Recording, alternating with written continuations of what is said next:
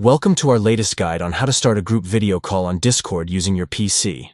With the newest updates, connecting with friends has never been easier. Let's dive right into the steps. First, make sure you have the Discord app open. If you haven't done so already, log into your account. You'll be greeted with your server list and message channels. This is the hub of all your social connections, so take a moment to get acquainted with the layout. Next, it's time to find the group you want to call. This could be a direct message group or a server that you're a part of. Look for the specific group chat where your friends are hanging out.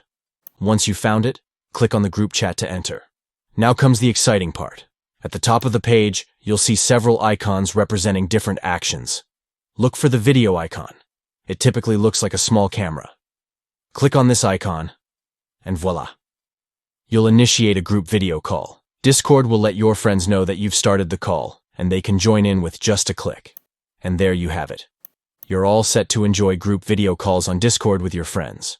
Whether you're gaming together or just catching up, this new update makes it simple and fun. Try it out and enjoy the seamless connectivity that Discord offers. Thanks for tuning in. Don't forget to like and subscribe for more helpful tips and tricks about using Discord and other apps. Happy calling.